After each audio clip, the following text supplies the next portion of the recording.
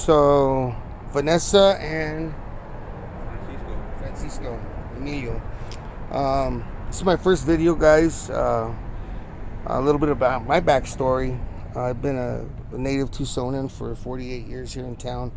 Grew up in a single-parent household, only child. Mom struggled a lot. Grew up in Barrio Centro. Never claimed or nothing, and by the grace of God, I became a teacher and a behavioral health tech, and did a little bit of something with my life. Have my children, and my family's experienced addiction, and homelessness. And what I'm trying to do is touch lives, and this is my first video. And I hope God blesses this video, and you guys, and this channel. And here we go. How long have you guys been in Tucson? Most of my life. Most of your life? I'm going to get a little closer because I don't know how good my audio is. Try to talk a little bit loud because I'm not sure my audio is that great. I don't have an external mic. So kind of try to talk as loud as you can, I guess. I wish I had a better mic, but I don't. So you've been in Tucson most of your life? Okay. I was born in Riverside, California. Riverside. How old were you when you came over here? Like 8 months. 8 months old, so you definitely have been here your whole life, pretty much. And what brought you over here? My mom was a heroin addict, and the CPS was called on her, so I was brought here to Tucson with my great grandma. So your grandma brought you down here because your mom was a heroin addict, and you got taken away from her, and they gave your nana custody of you, and she brought you down here to Tucson, maybe to get away from all of that. Yeah, but I was really brought to worse things, though. Really? Like out there was even worse. My grandma, like, she physically abused me. Your nana? Yeah. Oh wow. In California, or even when you came here? Okay, and we'll get into that, but right now I wanted to find out, what brought you here. So when you were 8 months old, you came down here, and because CPS was involved, and addiction started early in your life. Wow. You, sir? How long have you been here? I've been here my whole life, born and raised. Yeah. Yeah. And here in South Tucson? No, I'm from the west side. I'm from Hollywood. Okay, all right. I got some funny stories about Hollywood, but I don't want to take too much of your time. But the person they named Hollywood after, Freddie Acedo, I was good friends with his son. And, I got some stories at how the FBI nicknamed him Hollywood and why they called him Hollywood. But that's for another day. So how'd you guys meet? Out here. Out here on the streets? What made you guys end up on the streets, if you don't mind me asking? Because that's the whole point of this channel, is to attack homelessness and addiction. How did you guys end up on the streets? And maybe we could start with you, Vanessa. Well, I did 8 years in prison, and I was already out here before I went in prison, and I just kind of came back. How old were you when you started getting involved in crime? I was young. I was still young, like 8 or 9. And what crimes were you doing? Like burglaries or like. At the age of 8 and 9? Yeah. Like, Because of necessity, or what happened with your nana taking care of you? I just did stupid shit when I was a kid, you know what I mean? But when I got older, the charges got worse. The charges got worse as you got older? Mm-hmm. Do you think people took advantage of you, possibly, along the way? Possibly, yeah. Did you experience molestation and all of that No. stuff? So that didn't lead you into where you're at right now. You just got involved however you got involved. And your crime started at the age of 8 years old. And you went to jail for 8 years? This last time I went to prison for 8 years. And what was that charge for? I had 6 counts of second-degree class 2 family burglaries. Burglary? Wow. And was that here in Tucson? Was that to support your habit? Yeah. Can you tell us a little bit about that? I smoked a lot of crack, and I even used heroin, so that's how I supported my habit. You know what I mean? Like, it was an easy come up, like the jewelry and stuff like that in the house. So you'd break into people's houses to support your habit. But your addiction didn't start at 8 years old. How old were you when you started your addiction? 13 years old. Mm-hmm. So we have a little girl from California, got taken away by CPS, got given to your nana. think you were supposed to be better, but you actually got abused and physically abused by your nana. Never experienced sexual abuse, but physical abuse. And then started doing dumb things at the age of 8 years old and started burglarizing houses and stealing things. And then eventually you tried your first drug at how old? 13. 13 years old, and it was crack? Heroin. Heroin was your first thing. And who was that person that got you? You don't have to name that person. Do you remember who got you your first hit? It was myself, because I grew up in a heroin trap house. So like, A trap house? yeah, like, so like, So you were 13 years old, and what made you go there? I don't really know. Like, my mom overdosed when I was 11. I don't know what made me try. And then from that one hit, you just were, that was it. You were Well, hooked. like, after my mom overdosed, like, I used to just get a syringe, like, I know it sounds crazy, but I used to just, like, register the blood and just squirt it out. You know what I mean? Like, I didn't inject nothing, but I used to just do that all the time. Like, Oh, wow. So you would just inject the needle, pull blood out, and just squirt it out. No drugs involved or nothing. You said something right now that just shocked me that I didn't, maybe I missed it. So you were taken away from your mom, but your mom died and overdosed here? So how did all that, did you get back with your mom? no, but I used to let her in the house when my grandma wasn't there so she could take a shower. Oh, so when your nana wasn't there, you would let your mom in, and you were just a little girl, Yeah. and you loved your mom. Yeah, I was about 11. Wow. So you would let your mom in to take a shower because that's your mom, and you stayed in contact with her, and she was still an addict. And then what happened? How old were you when she passed away? I was 11. I guess she had did some in the bathroom and she like put her At your head, nana's house? yeah, and she put her head on my lap and told me to like rub her head and stuff, but she had passed away. I thought she was sleeping though. Oh my God. So you're rubbing your mom as she passed away in your arms. Holy cow. That kind of took us in a weird turn here on this interview. Feeling emotional myself here. And when you realized that she was gone, My grandma didn't tell me right away. When she got home, she just told me to go to my room. They didn't tell me she passed so you were rubbing your mom. and we both passed out. Like I fell asleep too. And then my grandma got home and I was trying to wake her up, but I couldn't wake her up. So you were trying to wake your mom up and you couldn't wake her That's up. when my grandma walked in and like she said something to her and tried to wake her up, and she just told me to get up and go to my room. Oh wow. Woo. And then that probably sent you downwards in a downward spiral right there, if you weren't already. So, and you were 11 when she passed away, and you didn't start using drugs till you were 13. So you were 8 years old when you got taken away. When you started your life of crime, you were seeing your mom do what she did. Then your mom passed away in your arms because of a heroin overdose at the age of 11. And then at 13, you got trapped in the trap house and started with use of drugs. And how old are you now? I'm 32.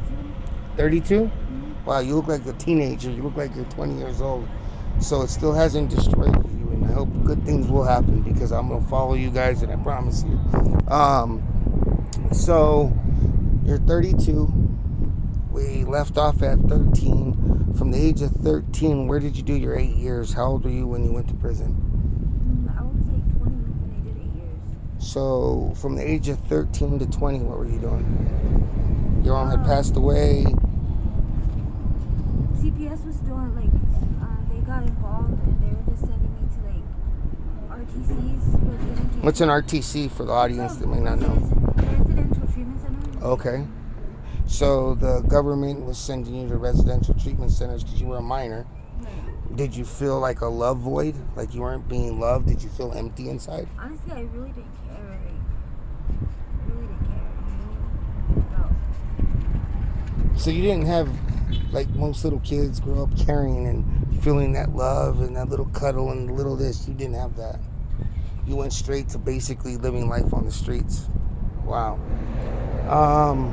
And so at the age of 13 to 20, you just bounced around. Did your crimes get worse as you continued progressing? Yeah, I was just doing burglaries. I was just To support your habit. Yeah. And then you got caught, it all caught up with you when you were 20. And you did 8 years. So from 20 to 28, you were in prison. What prison? Perryville. Perryville. And you obviously were kind of sober there? Yeah. I mean, I know drugs get into prisons, but were you sober there? Yeah, I was sober then. Wow. And so you got out in what year? I got out in Well, you were 28. You're 32 years old. 19. Oh, wow. Okay. And I've been out here since. And then what happened? I just came out here and Did you know him yet? So you didn't know Francisco yet? No, I Chito. think he was still in prison. Okay. And we're going to get to him right now. So you got out of prison at the age of 28 and you're 32 now. And you met him how long ago? Like a year and a half ago. And so that means that when you got out at 28 to 30, did you start doing drugs again? Yeah. Immediately after prison? No, Like how fast? 3 or 4 months. 3 or 4 months. Do you have children? Mm-hmm. How many kids do you have? I have 2. 2 kids. Who's taking care of them? Their dad's mom and dad. Their dad's mom and Their dad? grandparents, How old are they? 13 and Do you ever see them? How often? 8. It's been a while since the COVID, but I used to see them like almost every weekend. Do you have plans to like hopefully be raising them yourself and be with them full time? Or does that seem impossible right now? It seems impossible. But I want you to know nothing's impossible. Really. And it's okay to cry, you know. I feel the emotion. This is a real interview, you know. This is real hurt. And that's why I'm out here. I'm not out here, you know, for likes and subscriptions. I'm out here because we're all human beings. And I hope that we shed a light on this pattern, this cycle of addiction that started with your parents. And now you're doing it, and you have children, and what's going to happen to your kids? You know what I'm saying? And that's the cycle I would like to see broken. And hopefully this video is just the start of something bigger and better. This is not even a band-aid on a problem that's so big, but the story that you're telling is so powerful. I mean, I'm having a hard time asking the questions, but I feel it's necessary. And so, you know, don't think I'm insensitive. It's necessary.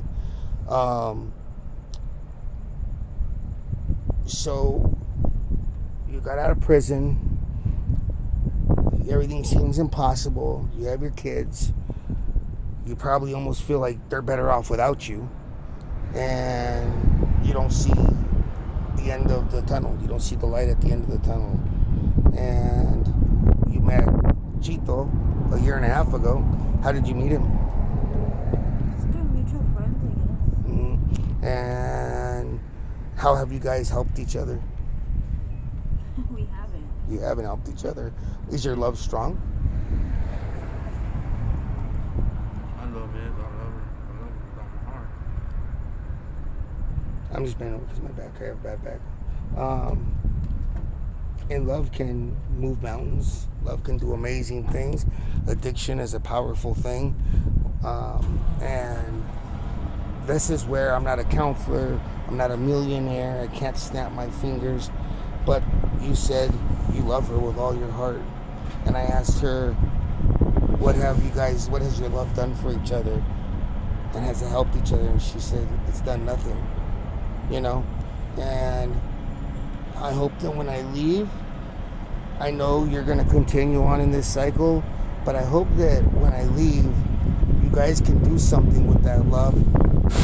No one expects you to change your addiction. I'm not preaching at you, but when he said that, I felt it. I don't know if you felt it, but you can both help each other slow down a little bit. You know, instead of needing it at 1 o'clock, hey babe, you know, let's hold off till 3 o'clock. You know, we held off till 3 o'clock. Let's hold off till 5 o'clock. I'm going to shut up and not go down that path because that's the same thing I tell my son all the time. But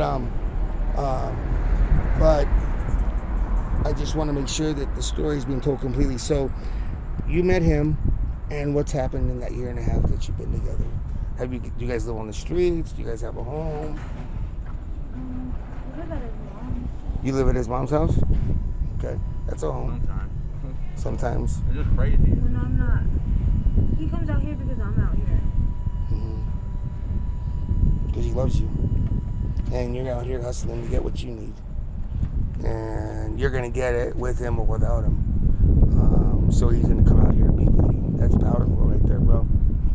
I would do the same thing for her, you know, my wife. Is there anything else that you personally, I'm going to switch to him. Is there anything that you want to say to maybe help wrap your story up? Because hopefully thousands of people are going to see this at some point. And is there anything that you want to say about judging people or helping people or turning away from people or being stereotyped or looked down upon? I don't know. Is there anything that you want to say to America and the world? Just don't be so ugly towards homeless people or like people addicted to drugs and stuff. Really, don't be so heartless and so cold. Can you give me a story in the last 24 hours where someone's been nasty and mean or looked at you ugly or something? Or if you've ever asked for help maybe and someone just treated you like a dog? Or it happens so often that you're just used to it and desensitized? Yeah, like some people just the way they look at us. You know what I mean? Like, just the way people look at us. The way they talk to us, the way they treat us. You know what I mean? All of us. Because you're a human being who hurts just like everybody else. And you want the same thing that everybody else wants. You want to be happy. And you're stuck right now. And you don't see the end of the tunnel. But hopefully, I'm going to stay in your guys' lives. You're going to have my number. I'm not a miracle worker. But hopefully there's something I can do to lead you guys down a better path. And then maybe if you're able to do that, you can join my team. And we can work together. I don't know. And help other people. Because I know we can do something to help people. I tell my son, you know what? I'm not here to make you quit. Keep doing what you, but at least better yourself. At least pick yourself out of the gutter, you know. And we'll talk about that later. But sir, Chito, thank you, Vanessa. Your story was powerful, and thank you for sharing that with us, Chito. It's been 15 minutes, 37 seconds. I don't know how much time you want to give us, but anytime you give us, can you start when you were a kid? Like I said, I was born here in Tucson. My dad went to prison when I was real young. I got a full brother. I got two brothers. They're both my brothers, you know. I don't look at anyone, but I guess one's my half brother. One's my half brother, and the other one's my full blood brother, same mom, same dad. My dad went to prison when I was real young, like 2 years old or something like that. And my mom ended up getting with the neighbor at the apartment complex over there. He was an alcoholic, heroin addict, but he disguised it well, I guess, at first. And he was abused as a kid, so all he knew was abuse, and that's all he gave us, like spankings. That's it. Because it was done to him. Exactly, you know. So what he knows he's gonna do, and I mean, for a long time I hated him. I hated him, but then I don't know. I guess I couldn't blame him. You know, it's what he knew. It's what was given to him. You can't blame somebody. You kick a dog all the time. You know what I'm saying? That's all you're gonna know is abuse.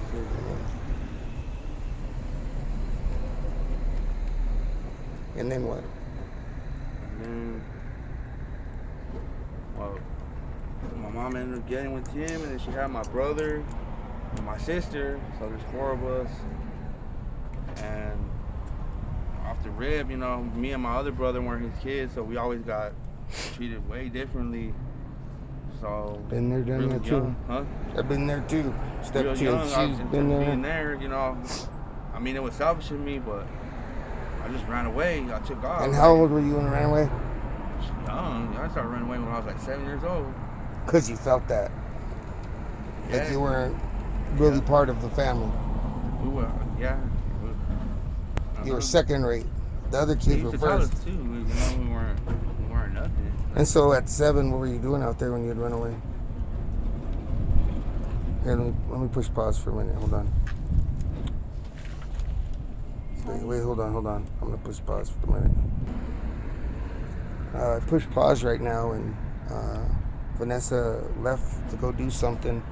Chito got emotional right now, and I asked him what happened. It's just everything. What do you mean it's just everything? Your point where you're at in life? Just the lifestyle gets hectic, man. It just gets repetitive and old, and just always something. It's never kick your feet up on the couch and relax and Exactly. watch TV. It's Can't even talk. I'm telling you, there was a heat wave going on not that long ago, and I was out here like a dumbass running around, hotter than fuck.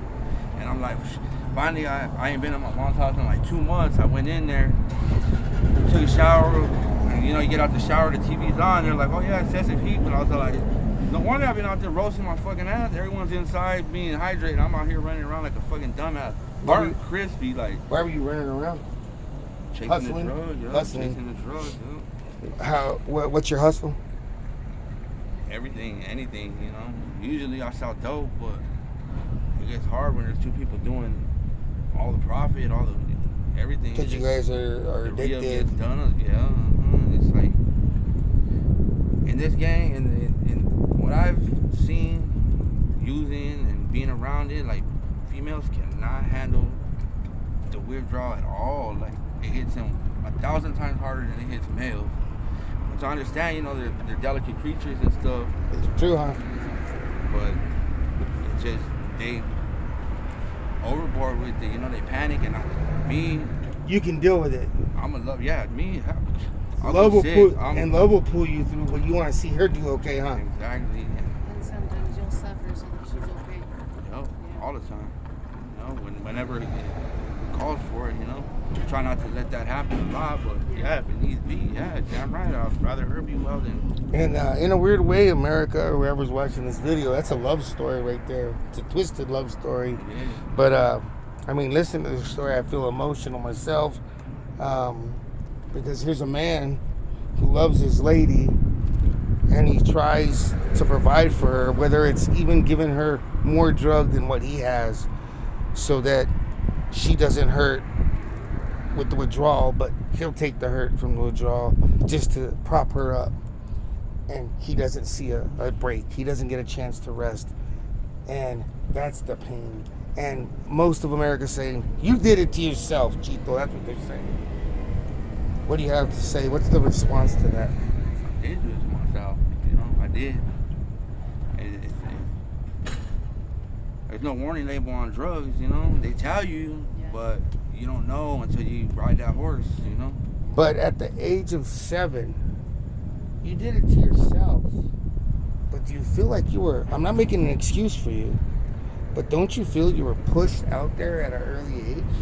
Because of your parents, what happened in your parents? I was, but I took a whole different route. Like, I didn't start dabbling in this drug until later in life. Like, when I went out there on the street, I hustled. Like, all my homies, all we did was serve dope. Like, you weren't shit unless you had fresh ass J's or something to floss. Like, that's all we did. We were in competition with each other.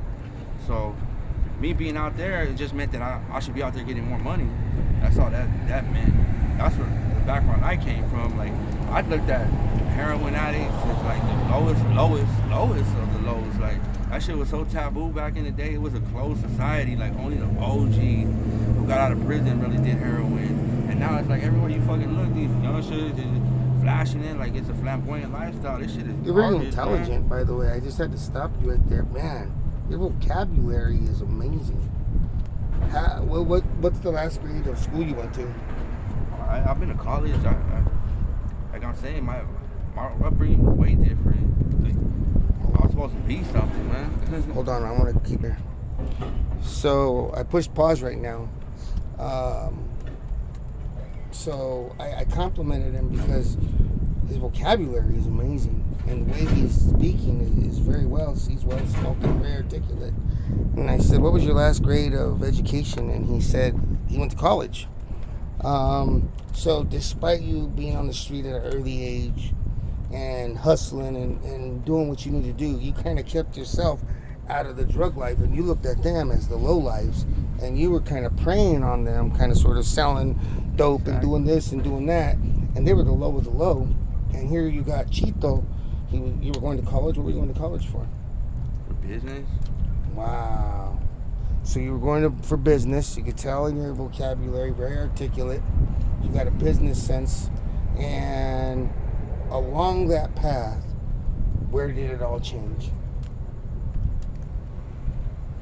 Where it all Something happened. How old were you, and what happened? Well, like I said, all we did was be in competition with each other, me and my homies, and like I grew up in Hollywood. I represent where I'm from, like, and I was obviously brought up in the 90s, so it was gangbanging back then, and you weren't shit without your homeboys back then. Like, back in the day, I could not be in this neighborhood sitting on this block giving this interview. They'll roll by and shoot us off this block. Yeah. Now, I've been walking around this neighborhood 10 years. I got love and respect from almost everybody from this neighborhood. You see when we went in the store, you know. Yeah. I know everybody, but it took a long time and a lot of respect, like, to get that. But what took you to that point where you became the person that you despised? Well, I mean, so when I was 16 years old, we used to get money by any means, you know, we sold dope, whatever, and I used to rob houses too and do whatever I had to do. When I was 16 years old, this was like 99, I think 2000, laptops were barely coming out with the DVD players and shit like that. So they were top dollar, man. They were like $3,000, $4,000 a laptop. I came up on like 25 of those fucking laptops. Me and the homie, we had a buyer that would buy them like damn near full price. We sold all 25 of them and we split the money. I had like $9,000 at 16 years old, and I was supposed to go to Amsterdam. You need a passport to go to Amsterdam. Unfortunately, it takes a month to get a passport unless you go to Chicago to the main office down there in Chicago. It takes 24 hours. All you do is take them a passport ready photo, and then they make your passport in 24 hours. Other than that, you gotta wait a month. So we booked the ticket. My homie's mom worked for American Airlines, booked the tickets, everything. Flew out to Chicago. We were supposed to go to Amsterdam, you know, and all I did was smoke weed at that time. Selling drugs, that's the most we did. Maybe a little bit of coke when we drunk because we're Mexican, you know, that's a tradition, I guess, you know, fucked up tradition, but you get faded, that's how you do it, and you wake up, you know, and that's the most we did. We just play with our nose sometimes, but not to the point where we're coke addicts or nothing like that. Like you just drink and then just do it just to wake up and be sober. And drive home or get with that shorty, or you know what I'm saying, do whatever you have to do. But all we did was smoke weed. So Amsterdam was like, oh shit, Amsterdam, hell yeah. 16 years old, like $9,000 in your pocket. Fuck yeah, we rolling. Homie loses his fucking eye. And you had the $9,000 in your pocket because you were hustling in the streets. Yeah, doing whatever I had to do. Like I said, we came up on them laptops and I sold them for like damn near 20 G's. And we split the money, me and the homie. Okay. And fucking, we were supposed to go out there. He ended up losing his birth certificate, misplacing it in Chicago. So we had to book another appointment with the passport, which was going to take 24 hours, and we had our flights and everything was corresponding, and we only had so much time to do whatever. So instead of going there, my partner that I was traveling with, he was from Humboldt County, the Emerald Triangle, Northern California. Best thing in America that's closest to Amsterdam. You know, the best weed in America is grown over there, and this is before anybody knew about hydro or any of that shit. So he's all like, I'll take you somewhere that's just as good as Amsterdam. Bullshit. I was born and ready. This is my homie. I was born and ready, blah, blah, blah. Let's go. He's always the most laid back tourist thing, country or town, whatever you ever been to in your life. I'm just trying to speed up and get through the bullshit. We ended up going over there, having a blast. It was bad out there, man. Like, that's one of In Humboldt County? In Redding, California. Oh, Redding. It's We stopped in Redding, remember? a beautiful. It burnt down last year. Did it really? Yeah, with the forest fire, yeah. Wow. Yeah, all is so. 70%. So nice. 70% of Redding, California burnt to the ground. Yeah, that's something. I can't imagine it's 70%. When you get a chance, look on your phone. That's devastating. Google Like it, I yeah. had this picture in my head from when I was 60. Redding was so. The people there are nice. Remember, we had a good time there. Beautiful. We were there 2 and days. The people there were back then. That he told me they don't even lock their doors. I was like, nah, they don't lock their doors. They're so nice. It's like it's a bad town. Like I've always told her too. I was like, we ever get money, we're going to fucking Northern California, Redding. Yeah. She's like, what's so special? I was like, it's just someplace I went when I was a kid, and I told myself I'm gonna go back there one of these days. Do you think money would, if you had $20,000, how would that make your life better though? It wouldn't. I gotta take care of this gorilla that's just weighing me down. Do you think addiction is your number one issue, or do you think your lack of structure in life is your number one issue? And the reason I ask that is because I know a lot of people who have addictions but go to work 9 to 5 every day and have a family and do this and do I that. think coping is my fucking weak point. That's what I don't like. I've dealt with so much shit, you know what I'm saying? Like I just try to escape from it. I'm tired of this shit, you know? Like I just want to release myself and not think about shit for a couple hours and just nod the fuck out, you know? Like, and unfortunately, growing up, you get with women and you have kids and you have responsibilities, and now they're older. And These kids aren't yours, right? Her kids? No, we don't have kids together. Yeah. I mean, Yeah, I want to. I don't have no boys. Like, I have 3 girls. I don't have no boys. And I told her, I was like, I want you to have my boy. Like, I want her to be the one to have my boy. Like, I want a Chito. I want a little me. But I don't want this part of me. You know, I want to raise that food right. And I think that's what it is, too. What makes you think that, and I'm just curious, I'm not judging you, what makes you think that you would want to bring a child into the world right now? I don't. I'm scared. Like, I don't.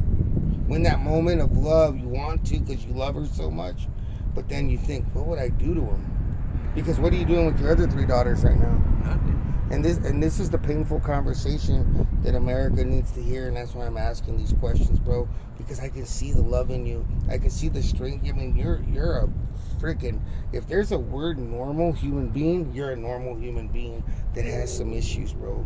We all have issues, and I'm not a counselor, but bro, you're powerful, and the things that you're saying right now, I see something for you in the future.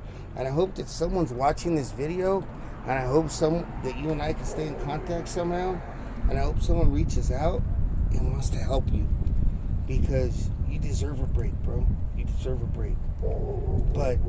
And I don't think you being scared of stopping your addiction is the issue. Because me personally, if I was wealthy enough, I wouldn't focus on your addiction. I would focus on you getting yourself together, having some rest time, getting your brain straight, and deciding what is it you want to do and go do it with your addiction. And then as you find peace and happiness, you realizing, I don't need this anymore, and then getting the help. But right now, everything's a mess, bro. I see a mess. And this is where I hope someone is watching and wants to help you more than I can financially, more than I can spiritually. And I'm going to give you my phone number when we're done with this, because I would like to have more time with you and Vanessa and talk about, because today's the 30th, and talk to you in a couple days or 3 days and see what's happened in those 3 days, you know. And I'm going to give you my number. I'm going to put you in contact with people at the Gospel Rescue Mission, people at Pima County. I don't know where it's going to go from there, but I don't want you to ever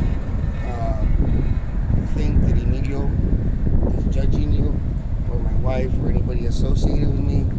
I'm going to give you my number, and you can reach out to me. The little bit of money that I'm giving you is not even going to do nothing for you. It's going to buy you some food, some sodas, you know what I mean? it's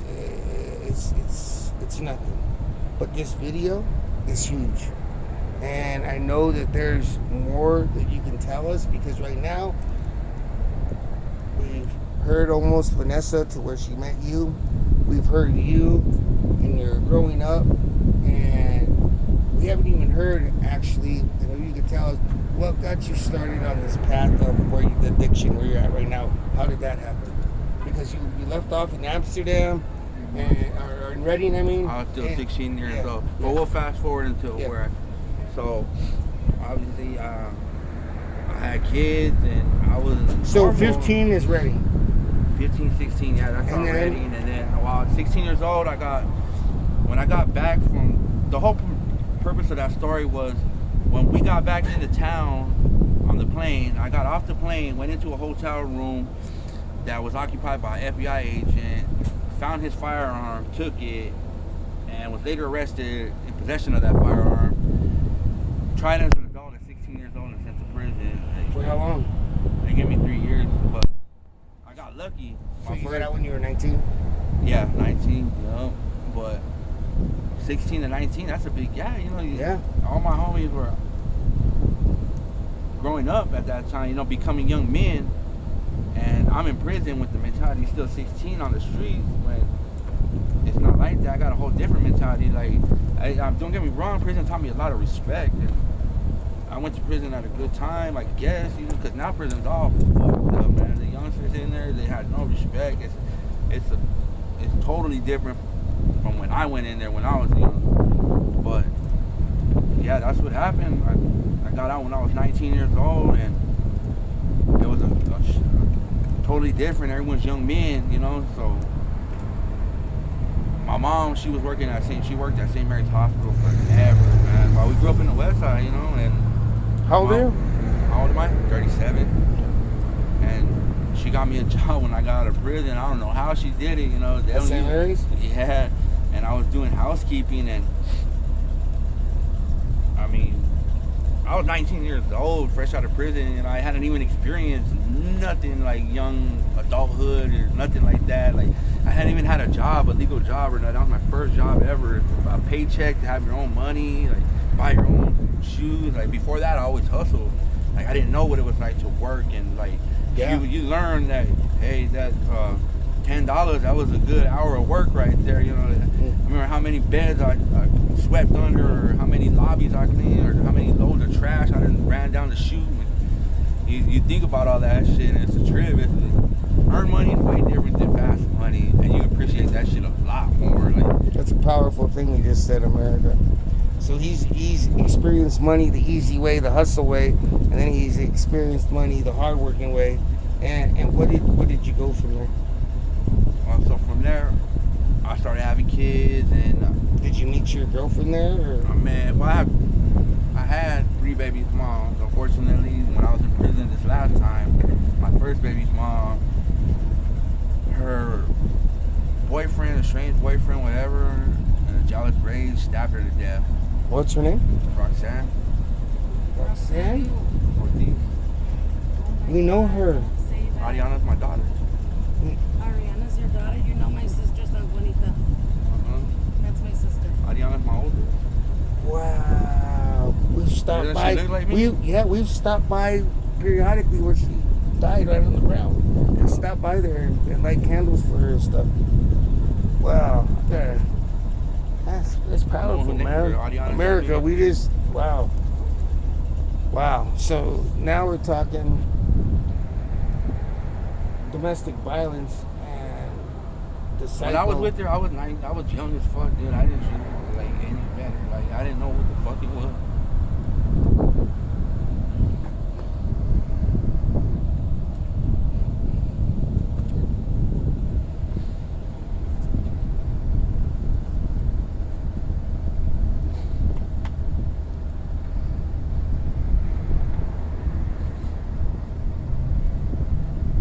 America, that's human right there. So what you guys got to do to people is reach out and touch them. Show them you care. Stop being fake, America. This man lost his baby's mama to domestic violence, not because of him, her boyfriend, chased her at the Circle K like a dog and stabbed her numerous times and left her for dead in a parking lot here in Tucson, Arizona. And I didn't know this guy. I just interviewed him today, America, and we knew her. We've been in her house. We've hugged her kids. We've mourned her, and he was in prison when that happened. And that just came up, America. Reach out and hug someone. Don't be so hateful, goddammit.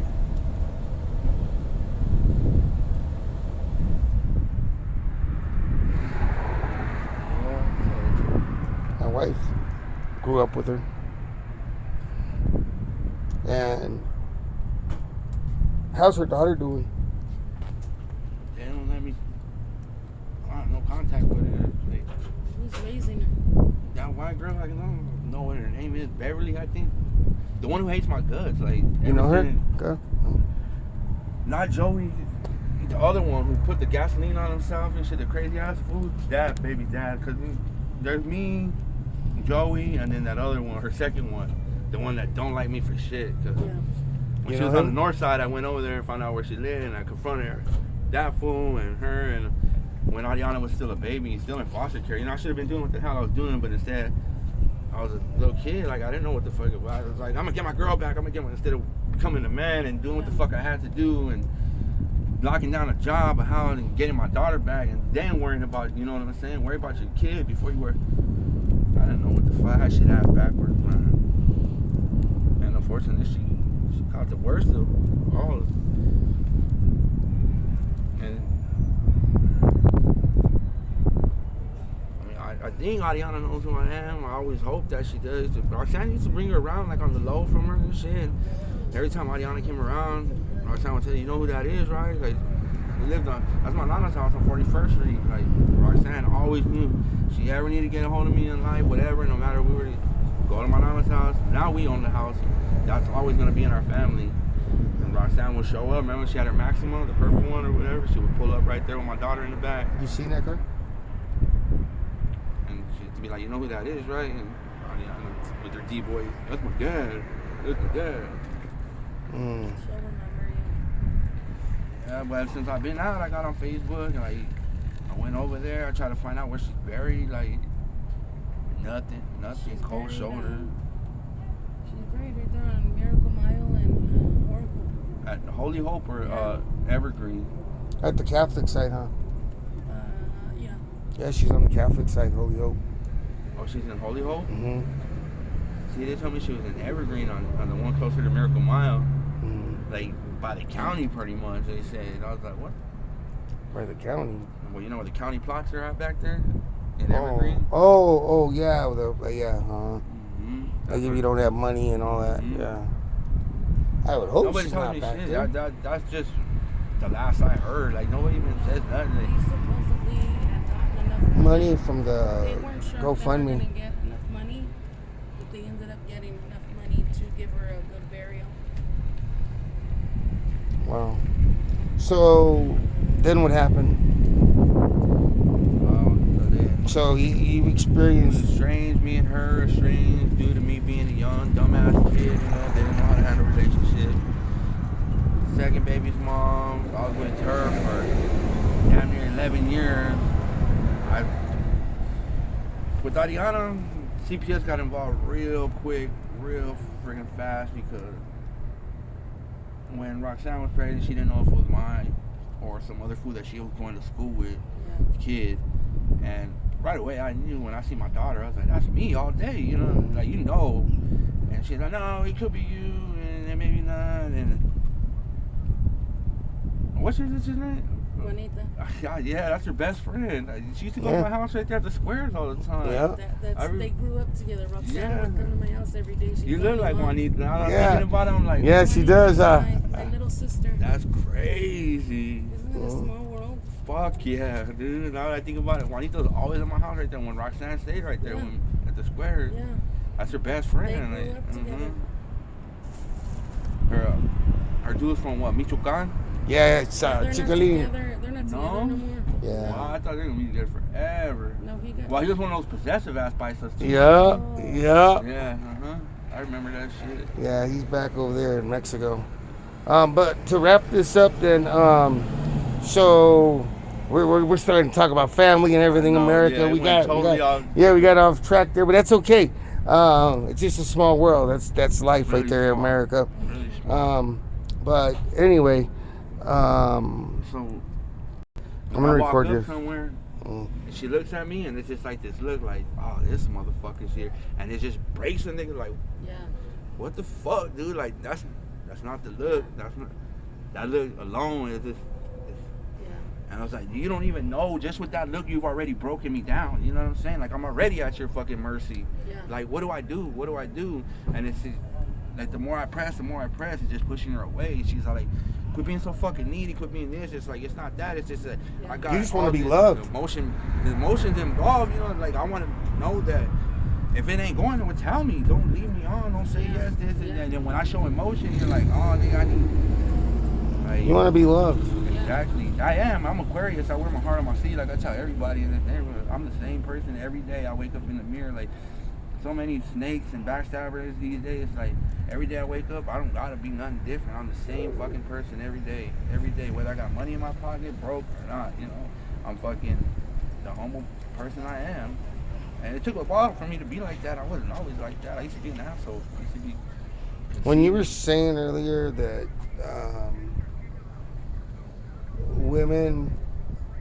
men are a little stronger when it comes to, I don't know if you were talking about addiction, but were you saying that because you do that for her, where you see her that she needs it and she needs it now, and so you make sure she always has it, and then you gotta make sure she does, yeah. Okay. I just hate the fact, you know what I'm saying, like, she goes and she's gone. Lord knows what the fuck, you know what I'm saying? Where's she at right now? Oh, she was supposed to go to a casino, so she probably ran into her friend and talking to her friend, and they don't live far. They live like within eye shot of this. So They were going to the casino right now? They were supposed to go earlier, right when like the interview started. They had pulled up to put gas in, and they like waved at her right there, but she was in the middle of telling her story. So she went and just left to the casino and left you here? She might have went to the casino, yeah, and just left me here, but. And then when she had told me earlier that she was gonna go already. Do you have a phone? No. Does she? I'm gonna give you my number when we're done here, so that you can get a hold of me and we can have another interview and see how things pan out for you. Because I'd like to be able to help you. You know, and it sounds like you have a home. You know, it sounds like you're not homeless. But it sounds to me like you're just wandering, you know, and you're wandering in a world of drug addiction, chaos, and it sounds to me like you're both in that same chaos, you know. But another thing that I hear is that it's almost like you're ready to leave that chaos. It seems like you're right there, man. Like you're right on the brink of that. And call me, man, and we can see what we can do. I don't even know. I don't have a plan. I don't. This is my first interview ever. I don't have a plan, you know. But I want to see what I can do. And I know I'm gonna meet lots of people, you know, during these interviews, and I'm gonna hear lots of stories. I hope that, like I said, someone reaches out that's watching this or that's gonna watch this, and that we can do something with it. And if not, the least is you'll have my number, and if you ever need something I can help you, I want to be able to help you somehow, because we all need help once in a while, you know. And you left us where Roxanne, we were talking about your 3 kids and your love for Vanessa, and that you realize that having a kid is in your guys' best interest right now. Thank you, yeah. And so what is in your best interest? So you are where you're at right now. You're still hustling. You're still going nowhere, right? And you're in a stressed out situation, right? Going nowhere, So, what's the next chapter? Where is he going? I mean, you saw that shirt of your friend Armando. He got shot the other day, right? Yeah. Do you see your life ending soon? Do you see your chapter coming up? Or do you want to be here when you're 80 years old? I honestly don't want to live that long. I really don't. Why is that? I just want to fade away in my glory days, and you know, my kids be like, you know, my dad tried the best he could, and he wasn't perfect, but he loved us, and rest in peace. That's it, you know. Like, I'm not gonna. But are you saying that because of the hustle and the grind of life and how hard it's been? I mean, just life in general is fucking hard these days. Like, just it's hard. Like, I worry about my kids and shit. Shit's just getting harder and harder and harder. It's not like how the fucking planet's fucking up, you know. Like, when I was a kid, I don't remember fucking summers being this hot. It's hot as shit out here. Kids are burning their ass. Like, I'm afraid. The kids don't even go outside at the house, and I remember in the summer we were outside non-stop fucking playing. You didn't come in unless you were fucking heat stroke, nose bleeding, fucking dying, you know. Other than that, you were locked the fuck outside, and you rode with your homies, and you went to the pool. And I don't let the kids out. It's fucking too hot out there. Fuck, you ain't gonna go out there and die on me. Your kids, do you see any of the three? Sabrina, my middle one, I do see. How That's the old one is I she? raised. I was like, after Ariana, I got with Belinda, and Roxanne and Belinda, they knew each other. They fucking hated each other. Like, well, of course, you know, fucking Belinda's the one who took Roxanne. I raised Sabrina when I should have been raising Ariana and Roxanne, but they never got to talk or whatever. But she did bring Ariana around and let me get my picture with my two babies at the time together. They look exactly alike, dude. I got a picture, and that day too, they were wearing the same color blue fucking shirt with denim shorts, like out of nowhere. It wasn't planned or nothing. Roxanne showed up after fucking years of never showing up with Ariana, and they're wearing the same shit. And I took a picture right away. I was like, I got my girls together. Boom. Oh wow! I had that shit on my Facebook too. All three of them? No, just two. There was only two of them at the time. Okay, all right, that's cool. And so, wow, that's powerful. And the one that you raised, you see her daily, or? Nah, but she's mad at me right now. She's already 14 years old, and she knows what I'm doing, you know? Like, I tell her I love her. Like, we got in a big old discussion and shit. Her birthday was just January 21st, and she knows, like, her mom don't hide shit from her. Her mom, she has no filter, her mom. So they talk and they talk. It's all women in that house. It's all women. Like, my baby's mom. They don't lift you up at all. They let it be known that you are who you are and what you do. And well, not my baby's mom's mom, my daughter's grandmother. She never badmouthed me, like, that's no matter good. what and shit. Like, Belinda's the one who fucking I was with her for 11 years after Roxanne, you know, and I put that girl through some hell too, you know. But she was a snake too. She was treacherous. Like, come to find out, most of the shit that I thought was going on was really fucking going on, you know. And she tried to play it off like, you're tripping. And she had me thinking, maybe I am fucking tripping. Maybe I'm fucking. But no, I wasn't. It's come to find out, she was really fucking my best friend and had a kid from him. And I wasn't tripping, huh, the whole fucking time. But yeah, here you go, huh? 11 years of it. But I had to just, it was all toxic, like, it was all pointless, you know what I'm saying? Like, in the end, I could have just stepped away a long fucking time ago and still had a relationship with my daughter. But I was just like, no, you're not gonna take this family. And but you know, it's fucking 2021. You can be there for your kid, you know? Like, it's a trip, man. And Belinda, and I got married too. Like, my wife, when I went to prison, she bounced out. She was a straight shooter. Like, I met her online. I was working. This is how I got on drugs. I was working 2 jobs. I was working full-time, big old tires on Golf Beach and Cove, and on the weekend, on my days off, I would go to the steel yard. Big old tires. Golf Beach and Cove right there. What's that owner's name? Maksud. Huh? Now it's Raul, the Paisas. But it used to be Maksud before, the Indian dude. No, it's a white guy. Oh, it's a white dude now? That owns Big O? Big O on Golf tires, Beach and right? Cove? Yeah. When I was there I started in 2011, it was Maksud. He was an Indian dude, like Arabian or Pakistani or whatever. It's a white guy. And then he sold it to Raul, and I forgot the other dude's name. I guess he could have. They were both Between now Mexican. and They were then. straight paisa though. They were from Mexico. And You know Rosie? Rosie. She still works the counter on 22nd. Oh yeah. That's the homie's wife. Yeah, Uh-huh. yeah. Yeah. And she works the counter. So you worked there, and what happened? Wow. Backtrack a little bit.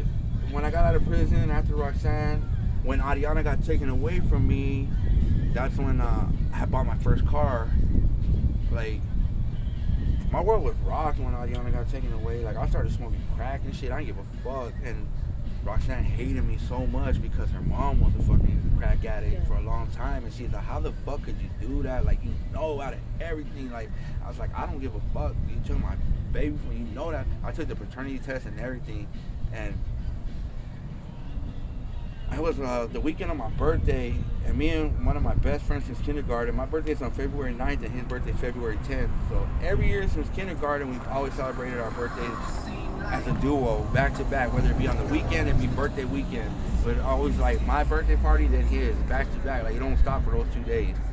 And fucking, we've always done that. So after Ariana left and all that shit, I started smoking crack and fucking up, like becoming what I would always look down on. I was doing good. Like I said, I bought my first car. I bought an 85 Monte Carlo on date incidentally with the system and everything.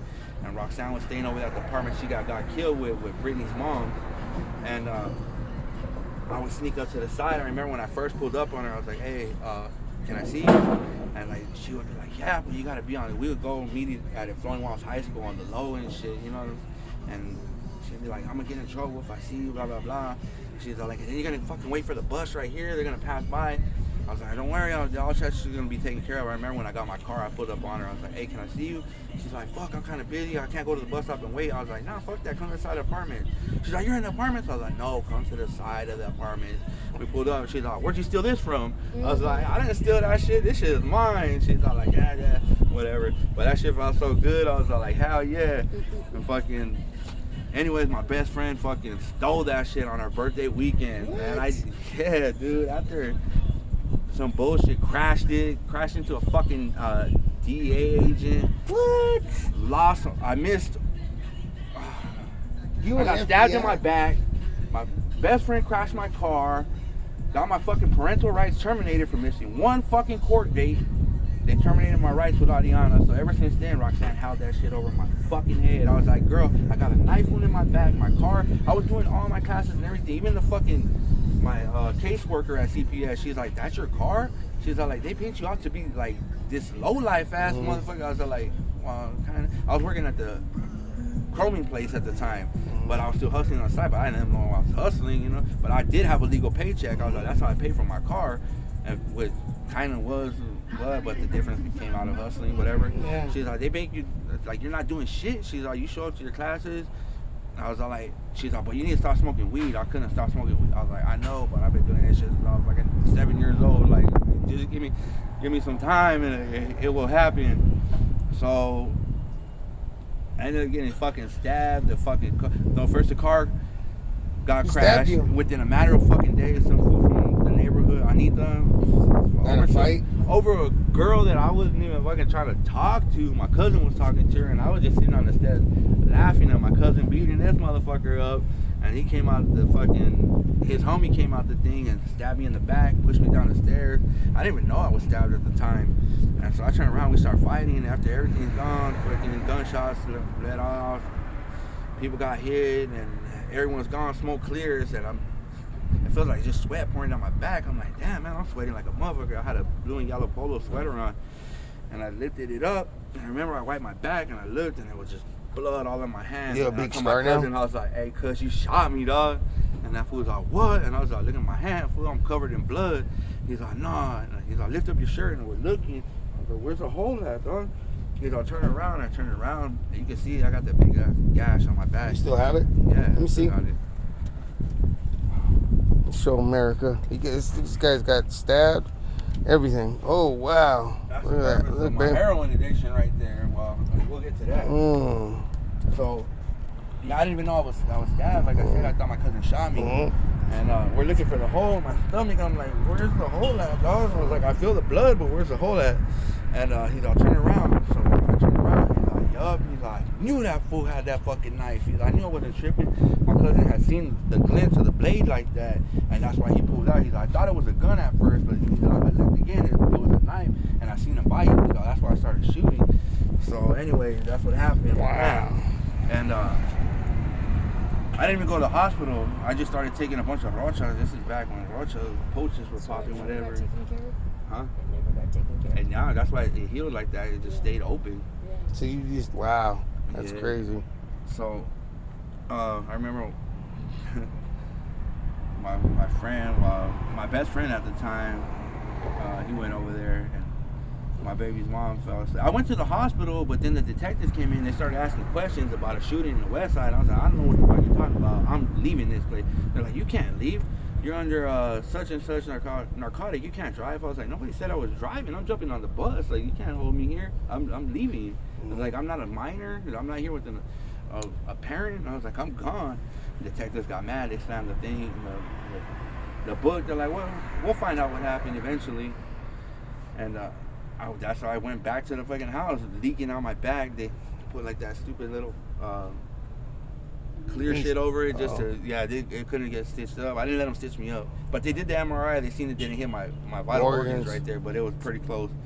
So that's where that shit stems from. That's how all that shit happened. And so I was working. So you started doing drugs then? No, when I was working the 2 jobs, I was taking ibuprofen because my back, man, this fucking. I didn't realize until you get older when your body starts fucking not healing as quickly as it used to fucking heal, you know? And I was working 2 jobs and I'll be doing some shit and all of a sudden, bam, that shit would tighten up. Muscle spasm. So I was popping ibuprofen like candy. So at the steel yard on the weekend is when I was over there popping ibuprofen and Tylenol. I was like, whoa, His lady's what the fuck back. are you doing? I was all like, my fucking back, dog. I was like, you see my back still open? He's all like, nah, fool. He's like, you're killing your liver like that. He's like, I got something that's gonna take that pain away and you'll save your liver and you'll be able to maneuver. He pulled out that little ass pill. I was all like, fool, what the fuck is this little blue pill gonna do? I was like, how many milligrams is that? He's like, 30 milligrams. I was like, I'm down here popping 2,500 milligrams of ibuprofen. You gonna give me 30 milligrams of this bullshit? Like, get the fuck out of here with that. Because I'm not even going to give you 30 milligrams. I'm going to give you half of that. And I guarantee you're going to be functioning way better than all that ibuprofen and Tylenol shit you're taking. I was like, bullshit. He snapped it in half and I popped it. About 35 minutes later, I wasn't even in pain. I was dancing to the music, pushing the push broom, and I didn't even realize it. And my homie sitting back at the lunch table looking at me like that. He's like, yeah, motherfucker. And I was like, damn, fool. I was all like, what the fuck? I was like, I swear to God, I don't feel shit right now. I feel good. He's like, and that was half of it. I was all like, no shit. That was your first? That was my first time with opiates. I didn't even know. They don't tell you. Highly addictive. You're going to feel sick if you don't fucking take these.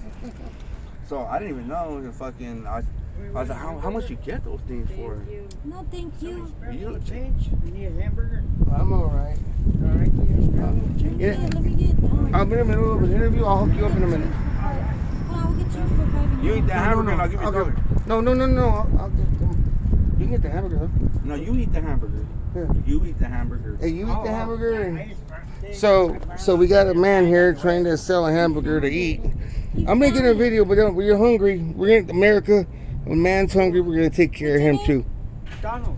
Donald. And- Are you from Tucson, Donald?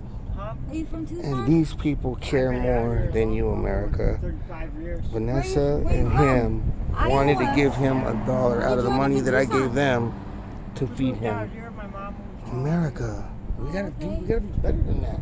We gotta be better than that. These people want to help him more than you. No, I got him. Well, go ahead and give it to him. I'll take care of you. Look at that. They're giving him $5 out of the money I gave them. God When we were bless. about 13, 16, America. we moved out here and back to Iowa. I gave them money. They just gave him Just to $5. visit I'm gonna and give came them. back out here. This will tell you something right there. We need to do better, America. GTO. Back in, Please help me help when we were in the people. 8th grade. My brother You need to decided to boost the pick it up market. from Blue This Chip channel's Motors, just yeah. starting. It's gonna be powerful. And, It's my first 66 video, and muscle look at what cars, just happened right now. Look at that. Speed, limited slip, all that stuff. From Iowa. Yeah, all that. Had progressive linkage, progressive linkage, and We just gave him that $10. means, 3 deuces, and it goes boom, and opens up all Oh my 3 God. carburetors that are 2 barrels, or deuces. They call it.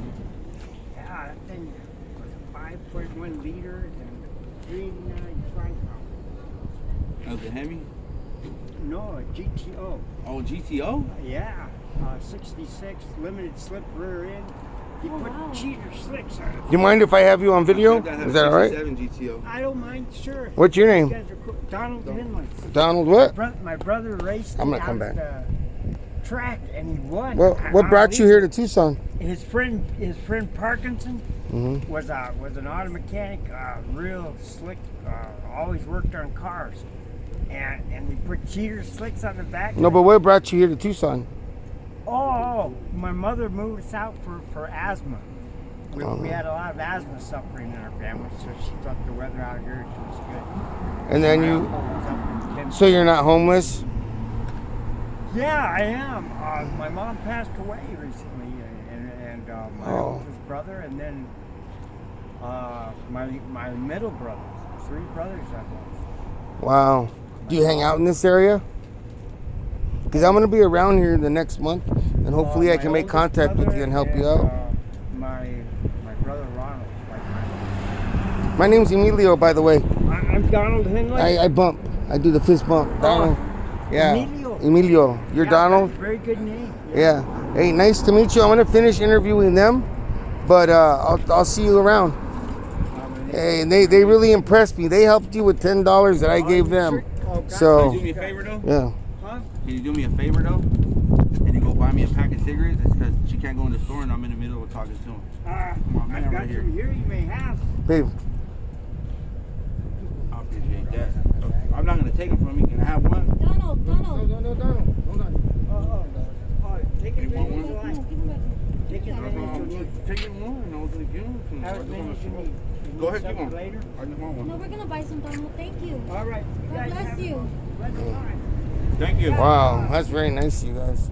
We went to the church out here with So that's Donald right Pastor there. Dave for a long time. They gave him $10, and he just gave him some cigarettes. Catholic church. And I just saw homeless Yo, good people night. and addicts God bless. helping each other out more than people with millions of dollars help each other. And I experienced that when I was homeless for 2 days last year because of COVID. And what you guys just did, by the way, that was She's a big crazy. pay it forward person. Like her heart is humongous, dude. Humongous. Wow. Vanessa, what made you do that? Like, you don't have much. I don't know why you do that. Because you don't have much at all. Because it And- sucks when you don't have nothing. You don't have nobody wants shit, to help brother. you. And so, Like he's trying to sell a hamburger that he found. so you saw, that's the humanity here. You saw him selling a hamburger that he probably found. No, he did say he found He it. found it. Yeah. Okay. And he wanted to sell it to you. But instead of you thinking about yourself, you said, no, you keep that. I'm going to give you $10. And that was more important that you hooked him up with $10 than you were just going to stay with 10 yourself. And you're good with that. That's crazy. I don't get it. But my wife went to go get you 10 more. Because that was too crazy. Oh, yeah.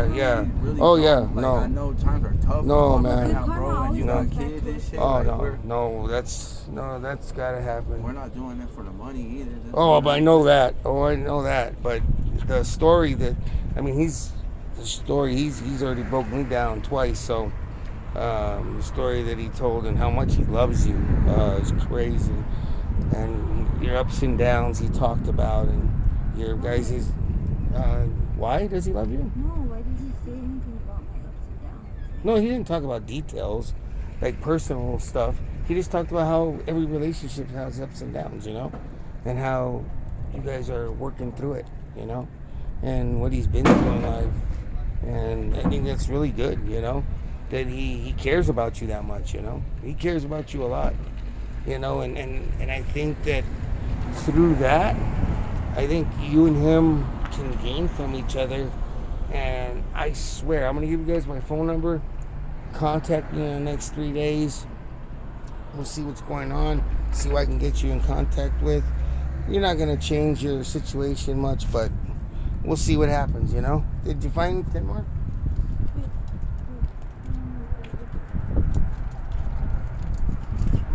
There you go. There's 10 more for you. Here, bro. I'm just gonna go to the steps. I told you it's cool, bro. Yeah. Dude, that was amazing what you did. But anyway, so you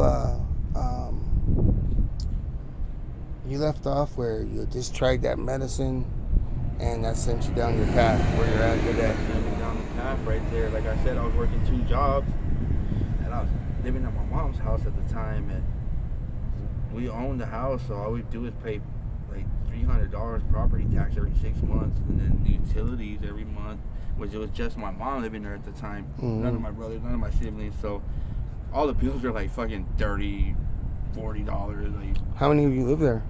now it's full over there at my mom's house. Everyone's there. That's why I'd rather be out here, especially everyone's judgmental over there. My mom, she went through it with my stepdad and shit, my brother. The one that's there right now is my half brother, my youngest brother, my full brother. He's in prison right now. He's finishing up his 8.5. He gets out next year. Do you ever feel like the people around you don't want as much help as you do? Do you ever feel like you want it a little bit more? I don't know. I'm just saying that because of what I'm hearing and what I see. I don't know. I see something very different and hear something different in you. As a teacher and behavioral health tech, for 28 years being a behavioral health tech in the psych units here, and being a corrections officer for a couple of years. I've seen a lot of people, and you have a lot to offer, and it just seems like you have your head screwed on right, and it seems like you're around a bunch of people almost that kind of don't have their head, you know, and I just want you to know that I see that in you, and I hope you see that in yourself, bro. Well, when I get off, the plan is to get off this shit, like, it's getting more and more to the point where, like, this shit is tiring, bro. It's tiring. It breaks you, like, day after day. What kind of work do you do? I can do everything. I do everything. Like, I've pretty much tried to dabble in everything since I was young. How's your body? Is your back okay? Like, I got a jacked up back. I can't. My back, my knees are fucking up. Like, I played basketball a lot. Like, I was pretty good at basketball growing up. Like, that was my first love. Like, being if locked someone up, contacted I could me, jump like a friggin' jackrabbit from standing on the corner. My stepdad used to make us stand on the corner on our tippy toes, and it built our calf muscles so high I could jump like Jordan. Like, when I was 13 years old, I could touch a 10-foot rim. So basketball was naturally like my first love. you know how to coach basketball? If you had to coach the kids? I love sports. I know how to coach everything. Like, put a ball in my hand. I'm and a I can coach pretty much too. Are you? Yeah. Yeah, that's what I want to do. Like, when I'm done with this, I just want to tell people, and let them know that I've been there. Because you can't nobody. No, I haven't done it yet. I don't want to do methadone. Like, when I'm done with this, I'm done with this. You see what I see in him, huh? Yeah. I don't want to do methadone. I don't want to do until I don't want to have a dependency on nothing. Like, But why wouldn't you want to try methadone? marijuana, because that shit's legal, and that's always been my first love. Like, but I don't even want to be a fucking stoner. Like, just sit back and blow my weed and play my video games, because that's what I really like to do. But I want to function. Like, I don't need weed to function. It's just a little recreation. And honestly, weed never stirred me wrong. What stirred me wrong was the fucking streets. Being out here, wanting to be out here, wanting to know what's going on. So that's the drug that's not me. If I'm gonna cut this off now, if you had to sum up your life in 5 seconds or 10 seconds, and someone's watching this and they see what I see in you, what is it that you hope for the future for you?